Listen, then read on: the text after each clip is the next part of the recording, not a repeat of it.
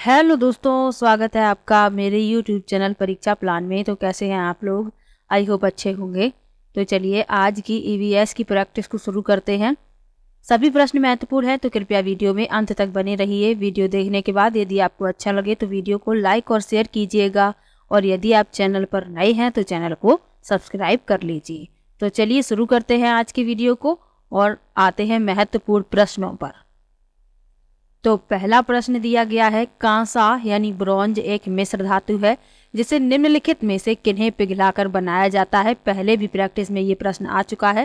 पहला विकल्प है टिन और कॉपर, दूसरा है कॉपर और जिंक, तीसरा है एल्युमिनियम और जिंक, और चौथा है जिंक और टिन।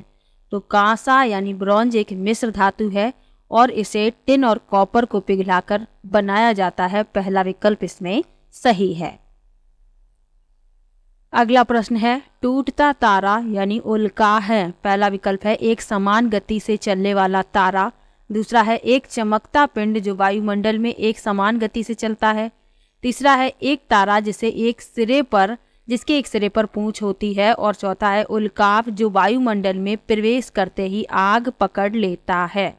तो टूटता तारा यानी उल्का एक उल्काव है जो पृथ्वी के वायुमंडल में प्रवेश करते ही आग पकड़ लेता है। चौथा विकल्प इसमें सही है। अगला प्रश्न है, अलबिरूनी जिस देश से आया उसका नाम है। पहला विकल्प है बांग्लादेश, दूसरा है उज्बेकिस्तान, तीसरा है ओमान, और चौथा विकल्प है अफगानिस्तान। तो अलबिरूनी जिस देश से आए थे उसका नाम है उज्बेकिस्तान। बी विकल्प इसमें सही है।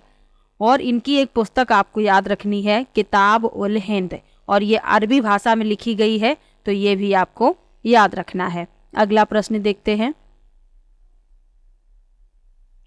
कांसा ब्रॉन्ज के विषय में जिसका उपयोग गोलकोंडा के किले में मिली तोप में किया गया था, सही कथन चुनिए। ये प्रश्न जो है घुमा फिरा कर पूछा जाता है। अभी इस तरीके का प्रश्न आ चुका है जो पहला प्रश्न था। अब ये वाला जो प्रश्न है इसमें ये पूछा गया है कि गोलकोंडा में जो तोप मिली है उसमें कांसे का प्रयोग किया गया है। तो कांसा किसकी मिश्र धातु है? तो अभी आपको बताया था कि कांसा तांबा तथा टिन की मिश्र धातु है। तो इसमें बी विकल्प आपका सही हो जाएगा।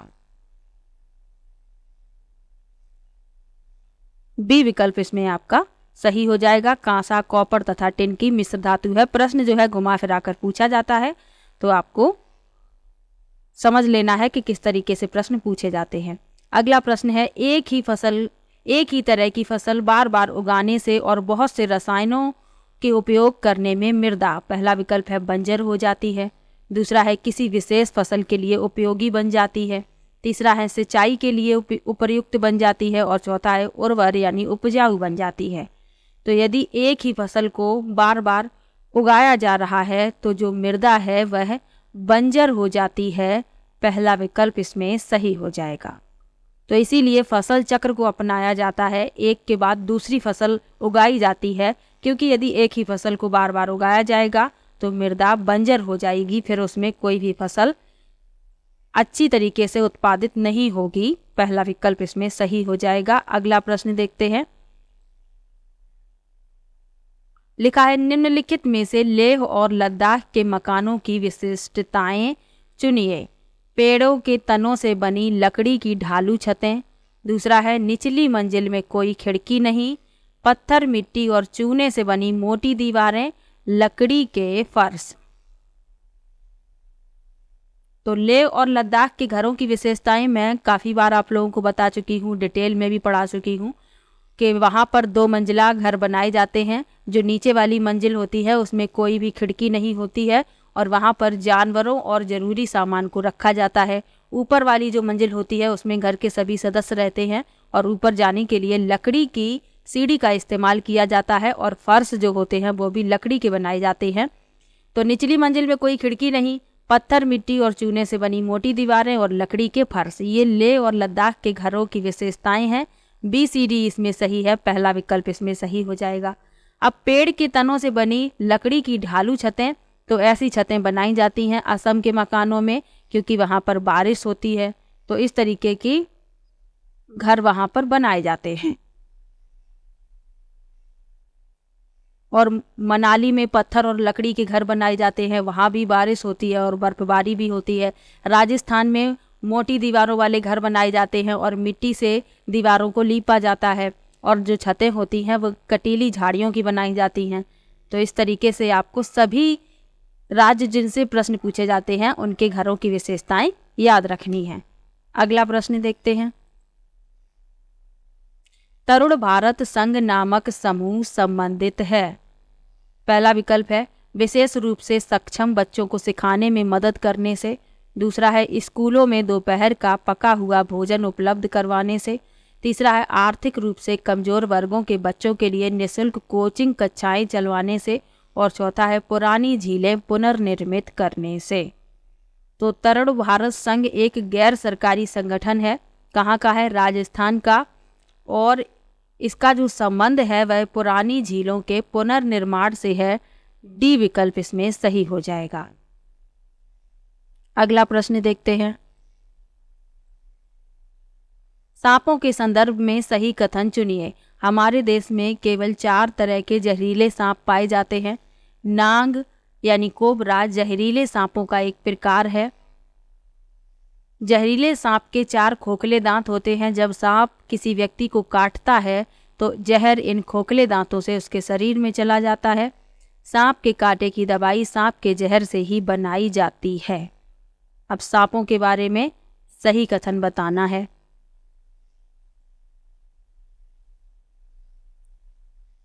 तो हमारे देश में केवल 4 तरह के जहरीले सांप पाए जाते हैं। सही है। कौन कौन से होते हैं वे जहरीले सांप जो 4 तरीके के हैं? तो नांग, करैत, अफाई और दुबोइया, ये 4 तरीके के सांप होते हैं जो जहरीले होते हैं। बी में लिखा है नांग जहरीले सांपों का एक प्रकार है, तो अभी बताया था ये प्रकार है। ए भी सही है, बी भी सही है। जहरीले सांप के 4 खोखले दांत होते हैं, ये गलत है। और डी सही है कि सांप के कांटे की दवाई सांप के जहर से ही बनाई जाती है। अब सी क्यों गलत है? क्योंकि इसमें लिखा है कि 4 खोखले दांत होते हैं, जबकि 4 नहीं होते, 2 होते हैं खोखले दांत जहरीले, तो इसीलिए सी गलत हो गया। ए बी डी इसमें सही है। चौथा विकल्प आपका इसमें सही हो जाएगा। अगला प्रश्न देखते हैं। निम्नलिखित में से पेट्रोलियम के सही अभिलक्षण चुनिए। पहला विकल्प है बदबूदार पतला पीला द्रव। दूसरा है अच्छी गंध का पतला नीला रंगीन द्रव। तीसरा विकल्प है बिना गंध का गाढ़ा तथा गहरे रंग का तरल। और चौथा है बदबूदार गाढ़ा गहरे रंग का तरल। तो पेट्रोलियम के सही अवलक्षण बताने हैं। तो पेट्रोलियम बदबूदार गाढ़ा और गहरे रंग का तेल होता है। डी विकल्प इसमें सही है। और पेट्रोलियम जो है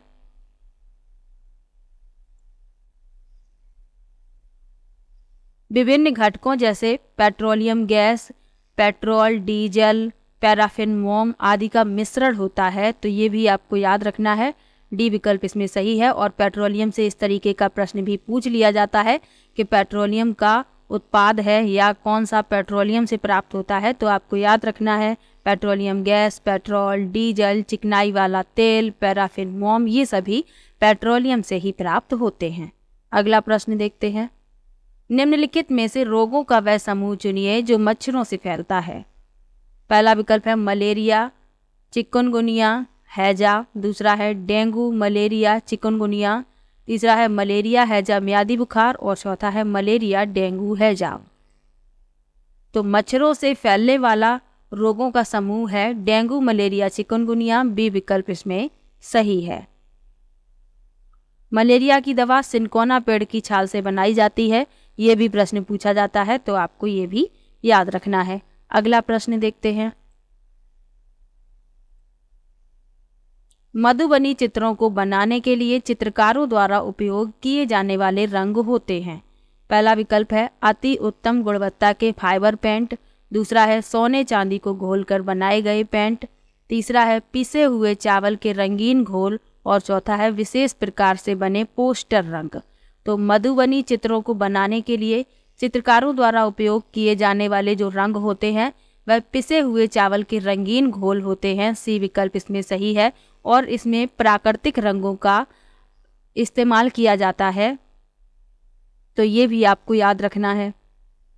और मधुबनी चित्रकला का संबंध किस राज्य से है? तो बिहार राज्य से इसका संबंध है, ये भी आप याद रखिए।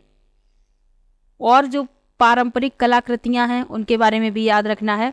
उड़ीसा की है पट्टचित्र, राजस्थान की है कांवड़ कला, महाराष्ट्र की वर्ली कला, तमिलनाडु की तंजौर पेंटिंग, पश्चिम बंगाल की झरना पट्टचित्र और आंध्र प्रदेश की कलमकारी पेंटिंग। तो इन राज्यों की भी आपको याद रखनी है। अगला प्रश्न देखते हैं। एक पश्मीना शॉल लगभग फिल करना है साधारण स्वेटरों के बराबर गर्म होती है तथा एक पश्मीना शॉल को बुनने के लिए घंटों का समय लगता है। अच्छा प्रश्न है। पश्मीना शॉल के बारे में आपको डिटेल में पढ़ाया था कि ये बकरी के बालों से बनाई जाती है। ये जो ऊन होती है बकरी के बालों से बनाई जाती है और ये बकरी जो है जहाँ पर टेम्परेचर जो है बहुत कम हो जाता है वहाँ पर भी ये बकरी रह सकती है। और इस बकरी के जो बाल होते हैं बहुत नरम होते हैं। मनुष्य के एक बाल में उस बकरी के 10 बाल बराबर होते हैं, यानी मनुष्य का एक बाल और उस बकरी के 10 बाल बराबर होते हैं। इतने पतले होते हैं उस बकरी के बाल। तो इसमें बताना है कौन सा विकल्प सही है। तो एक पश्मीना शॉल लगभग 6 साधारण स्वेटरों के बराबर गर्म होती है और एक साधारण पश्मीना शॉल बुनने में 250 घंटे का समय लगता है। तो यहाँ ऊपर भरा जाएगा 6, नीचे 250, यानी पहला विकल्प इसमें सही हो जाएगा। और लद्दाख की जो चांगपा जनजाति है ये पश्मीना शॉल बनाने के लिए जानी जाती है, तो ये भी आपको याद रखना है। और चांगपा के बारे में मैंने आपको डिटेल में पढ़ाया था। अगला प्रश्न देखते हैं। नेपेंथिस एक पौधा है जो मेढकों, कीड़े मकोड़ों और चूहों जैसे छोटे जीवों को अपने अंदर फांस कर खा जाता है। हमारे देश में वह पौधा पाया जाता है। पहला विकल्प है मेघालय में, दूसरा है असम में, तीसरा है उड़ीसा में और चौथा है अरुणाचल प्रदेश में। तो नेपेंथिस एक कीट भक्षी पौधा है और यह मेढकों, कीड़े मकोड़ों और चूहों को फंसाकर खा जाता है। भारत में यह मेघालय में पाया जाता है। ए विकल्प इसमें सही हो जाएगा। इसके अलावा यह ऑस्ट्रेलिया, इंडोनेशिया में भी पाया जाता है और इसका आकार घड़े जैसा होता है और इसके मुंह एक पत्ते से ढका होता है और इसमें एक विशेष गंध आती है जो कीड़ों को अपनी ओर आकर्षित करती है, जिससे वे फंस जाते हैं और बाहर नहीं निकल पाते। इसके अलावा और भी कीट भक्षी पौधे होते हैं। पिचर प्लांट है, वीनस फ्लाई ट्रैप है, सन ड्यू है, ये भी कीट भक्षी पौधे हैं। तो ये भी आपको याद रखना है। अगला प्रश्न देखते हैं। उसे चुनिए जो अन्यों से भिन्न है। पहला विकल्प है पैराफिन मोम, दूसरा है ग्रीस, तीसरा है कोयला और चौथा है पेट्रोल। तो जो भिन्न है वह बताना है।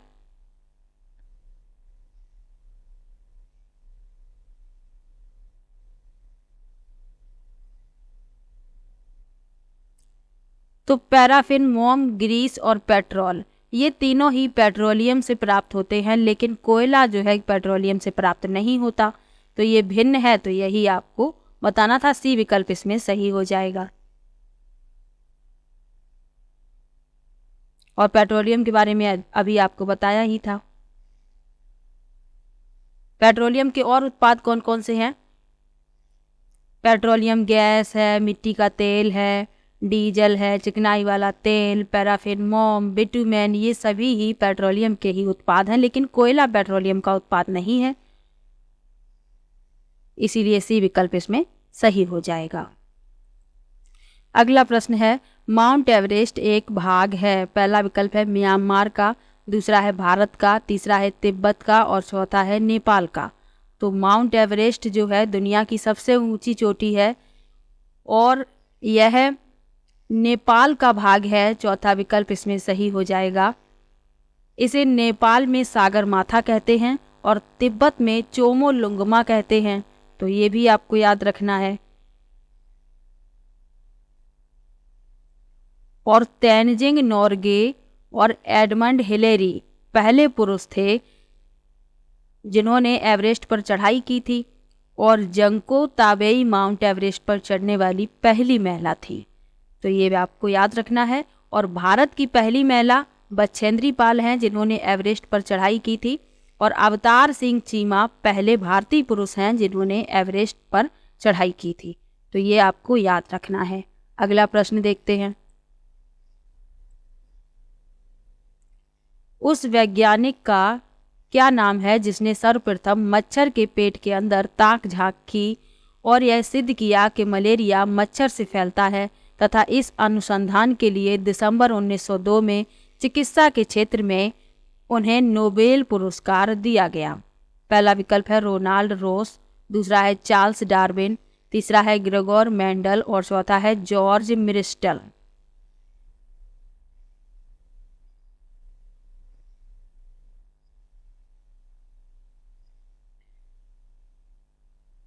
तो इस प्रश्न में पहला विकल्प सही है, रोनाल्ड रॉस। इन्होंने मच्छर के पेट में ताक झांक की और यह सिद्ध किया कि मलेरिया मच्छरों से फैलता है, और 1902 में इन्हें चिकित्सा के क्षेत्र में नोबेल पुरस्कार भी दिया गया। अब चार्ल्स डार्विन हैं, इन्होंने विकास का सिद्धांत दिया था, तो इनके बारे में याद रखना है। ग्रेगोर मेंडल ने मटर के पौधे पर प्रयोग किया था, और जॉर्ज मिरिस्टल जो है ये वेल्क्रो के आविष्कारक हैं, तो ये भी आपको याद रखना है। अगला प्रश्न देखते हैं। रजत ने अपने मित्र से कहा, मैं खेल नहीं सकता क्योंकि मुझे बुखार है। मैं कपकपी, बुखार, सिरदर्द और अंत में पसीना आने के चक्र से गुजरता हूँ। रक्त की जांच के बाद डॉक्टर ने मुझे एक कड़वी दवाई दी। रजत किस रोग से पीड़ित हो सकता है? पहला विकल्प है मलेरिया, दूसरा है मियादी बुखार, तीसरा विकल्प है अतिसार और चौथा है हैजा। तो रजत क्या कह रहा है अपने मित्र से कि मुझे बुखार है, मुझे कपकपी होती है, सिर दर्द होता है और अंत में पसीना आता है, और रक्त की जांच के बाद डॉक्टर ने मुझे एक कड़वी दवाई दी है। तो रजत जो है मलेरिया से पीड़ित है। पहला विकल्प इसमें सही हो जाएगा।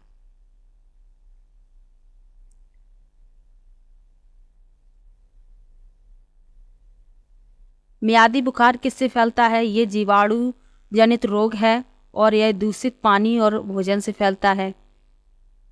अतिसार ये जो है वायरस और बैक्टीरिया के कारण हो जाता है, और हैजा जीवाणु जनित रोग है और दूषित भोजन और पानी से फैलता है। तो ये भी आपको याद रखना है। अगला प्रश्न देखते हैं। लिखा है अलबरूनी कौन था? तो ये प्रश्न घुमा फिरा के पूछा जाता है। पहले पूछा गया था कि अलबरूनी किस देश से आए थे, अब पूछा गया है कि अलबरूनी कौन था। तो पहला विकल्प है वह एक यात्री था जिसने भारत के लोगों की संस्कृति का अध्ययन करने के लिए कश्मीर से कन्याकुमारी तक की यात्रा की। दूसरा है वह एक कुतुबशाही सुल्तान था जिसने हमारे देश में लगभग 40 वर्ष शासन किया। तीसरा विकल्प है वह अफगानिस्तान का एक व्यापारी था जो हमारे देश में मेवों के बाजारों का अध्ययन करने आया था। और चौथा विकल्प है वह उज्बेकिस्तान का यात्री था जिसने एक किताब लिखी जो हमारे देश के इतिहास के बारे में जानने में सहायक है। तो अलबरूनी एक यात्री था उज्बेकिस्तान का और जिसने एक किताब लिखी जो हमारे देश के इतिहास के बारे में जानने में सहायक है, और किताब का नाम क्या है? किताब उल हिंद, और यह अरबी भाषा में लिखी गई है। तो आपको ये भी याद रखना है। अगला प्रश्न देखते हैं।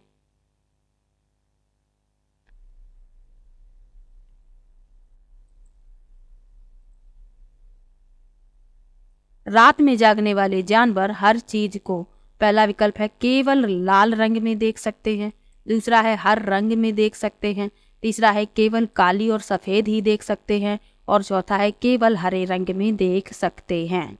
तो रात में जागने वाले जानवर हर चीज को केवल काली और सफेद ही देख सकते हैं। तीसरा विकल्प इसमें सही हो जाएगा।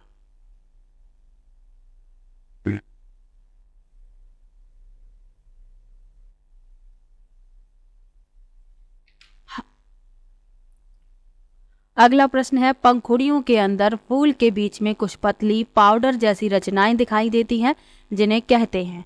पहला विकल्प है वर्तिकाग्र, दूसरा है परागकोश, तीसरा है पराग और चौथा है मूलांकुर। तो पंखुड़ियों के अंदर फूल के बीच में पतली पाउडर जैसी जो संरचनाएं दिखाई देती हैं वह कहलाती हैं पराग। सी विकल्प इसमें सही है।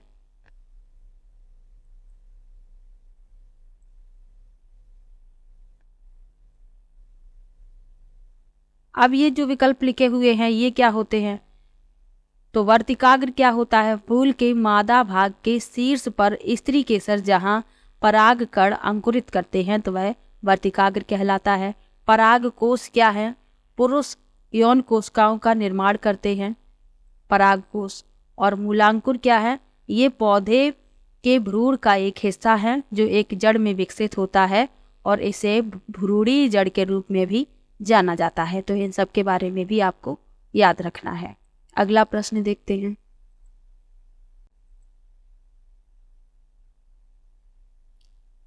यदि आप रेलगाड़ी द्वारा अहमदाबाद यानी गुजरात जाएं तो आपको रेलवे स्टेशन पर अधिकतर बेचने वाले खाने की कौन सी चीजें बेचते मिलेंगे?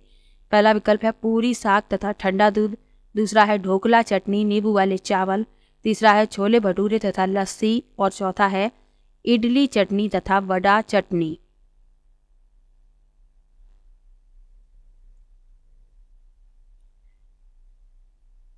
तो अहमदाबाद स्टेशन पर आपको बेचने वाले ढोकला, चटनी, नींबू वाले चावल बेचते दिखेंगे। बी विकल्प इसमें सही है। अब ये जो और व्यंजन लिखे हुए हैं ये कहाँ मिलते हैं? तो पूरी, साग तथा ठंडा दूध ये मिलता है गुजरात के काठियावाड़ स्टेशन पर। छोले भटूरे और लस्सी ये उत्तर भारत में खाया जाता है। इडली चटनी तथा वड़ा चटनी ये आपको मिलेगी दक्षिण भारत के तटीय राज्यों में, ये वहां पर खाई जाती है। तो ये भी आपको याद रखना है। इसमें बी विकल्प सही है। अगला प्रश्न देखते हैं। पक्षी अपनी गर्दन बहुत अधिक हिलाते हैं, इसका कारण है कि? पहला विकल्प है उनके कान पंखों से ढके होते हैं। दूसरा है उड़ सकते हैं। तीसरा है पक्षियों की आंखों की पुतली घूम नहीं सकती। और चौथा है पक्षियों की आंखें छोटी होती हैं। तो पक्षी अपनी गर्दन बहुत अधिक हिलाते हैं क्योंकि उनकी आंखों की पुतली घूम नहीं सकती, स्थिर है, इसीलिए ये वस्तुओं को देखने के लिए अपनी गर्दन बहुत अधिक हिलाते हैं। और इनकी जो आंखें होती हैं सिर के दोनों किनारों पर होती हैं, जिस कारण से वे एक तरफ एक आंख से देख सकते हैं और दूसरी तरफ दूसरे आंख से। अगला प्रश्न देखते हैं। निदान के पश्चात कोई डॉक्टर रोगी से यह कहता है कि उसके खून में हीमोग्लोबिन की कमी है, तो उस रोगी को आयरन की कमी को पूरा करने के लिए क्या क्या खाना चाहिए? पहला है आंवला, हरी पत्तेदार सब्जियां और गुड़। दूसरा है चावल, चीनी, आंवला। तीसरा है हरे पत्तेदार सब्जियां, गेहूं, संतरा। और चौथा है गुड़, नींबू, मटर। तो आयरन की कमी को पूरा करना है तो उस व्यक्ति को आंवला, हरी पत्तेदार सब्जियां और गुड़ खाना चाहिए। पहला विकल्प इसमें सही है। हरी पत्तेदार सब्जियों में पालक है, मूली है, ये सब उसे खाना चाहिए। अगला प्रश्न देखते हैं। मधुबनी चित्रकला के बारे में सही कथन चुनिए। ऐसा प्रश्न आ चुका है।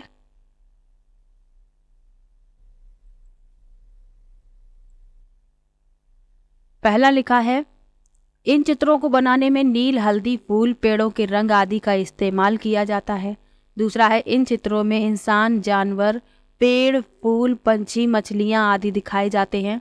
तीसरा है यह लोक चित्रकला बहुत पुरानी है और इसका नाम मधुबनी नामक स्थान के नाम पर पड़ा। और चौथा है मधुबनी राजस्थान का अति प्रसिद्ध जिला है। तो मधुबनी चित्रकला के बारे में जो सही है वह बताने हैं। तो ए भी इसमें सही लिखा है कि इन चित्रों को बनाने में प्राकृतिक रंगों का इस्तेमाल किया जाता है। तो नील, हल्दी, फूल, पेड़ों के रंग इनका इस्तेमाल किया जाता है जो प्रकृति से प्राप्त होते हैं। और इन चित्रों में इंसान, जानवर, पेड़, फूल, पंछी, मछलियां आदि दिखाए जाते हैं।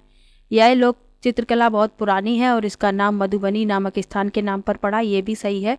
लेकिन मधुबनी राजस्थान का अति प्रसिद्ध जिला है, ये गलत है क्योंकि मधुबनी बिहार में है। तो ए बी सी इसमें सही है। चौथा विकल्प इसमें आपका सही हो जाएगा। अगला प्रश्न है, कोई पक्षी पेड़ की ऊंची डाल पर अपना घोंसला बनाता है तो यह पक्षी हो सकता है। पहला विकल्प है शकरखोरा, दूसरा है कलचिड़ी, तीसरा विकल्प है कौवा और चौथा है फाख्ता।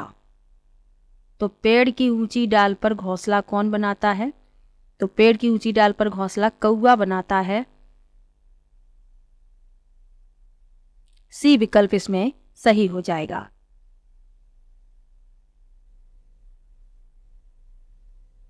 सी विकल्प इसमें सही हो जाएगा, कौवा।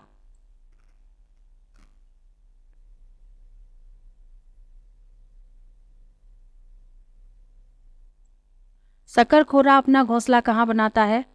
तो ये छोटे पेड़ या झाड़ी की शाखा से लटकता हुआ घोंसला बनाता है। कलचिड़ी ये अपना घोंसला कहाँ बनाती है? तो ये मुलायम टहनियों, जड़ों, ऊन, बालों और रुई के साथ जमीनी स्तर पर पेड़ की निचली शाखाओं पर और कभी कभी शीर्ष पर बनाती है। वैसे ये निचली शाखाओं पर ही बनाती है। और फाख्ता कैक्टस के कांटों के बीच और मेहंदी की मेड़ में अपना घोंसला बनाता है।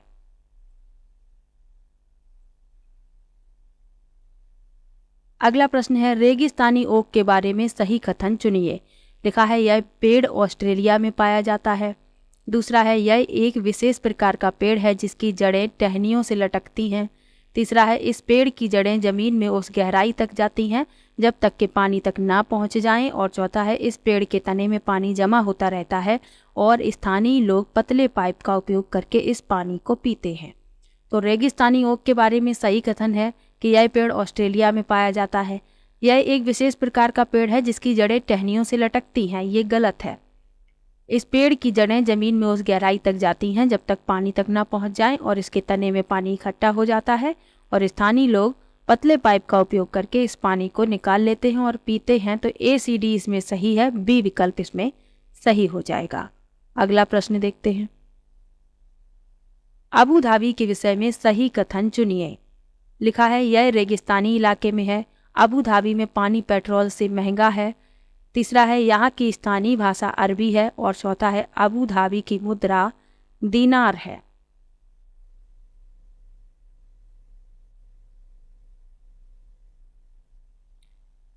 तो यह रेगिस्तानी इलाके में है, सही है। अबू धाबी में पानी पेट्रोल से महंगा है, सही है। यहाँ की स्थानीय भाषा अरबी है, ये भी सही है।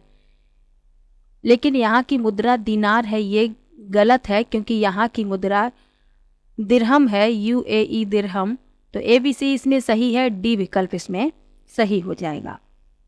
और अबू धाबी जो है संयुक्त अरब अमीरात की राजधानी है और यह एक रेगिस्तानी क्षेत्र में स्थित है। यहाँ पानी बहुत ही कम है और मौसम यहाँ का बहुत गर्म रहता है और इसकी मुद्रा दिरहम है, अभी आपको बताया था। और यहाँ पर जो वृक्ष उगते हैं वे खजूर के वृक्ष होते हैं क्योंकि ये जो इलाका है यहाँ पर खजूर के वृक्ष ही उग सकते हैं। अगला प्रश्न है, मृत सागर है। पहला विकल्प है, ऐसा सागर जिसका पानी जहरीला होता है। दूसरा है, ऐसा सागर जो सभी महासागरों व सागरों से ज़्यादा नमकीन है। तीसरा है, ऐसा सागर जिसमें ज्वार भाटे बहुत तीव्र गति से आते हैं। और चौथा है, ऐसा सागर जिसमें जहाज चलाना खतरनाक होता है। तो मृत सागर जो है ऐसा सागर है जो सभी महासागरों और सागरों से ज़्यादा नमकीन है। B विकल्प इसमें सही है। और यह इजराइल में स्थित है, ये भी आपको याद रखना है।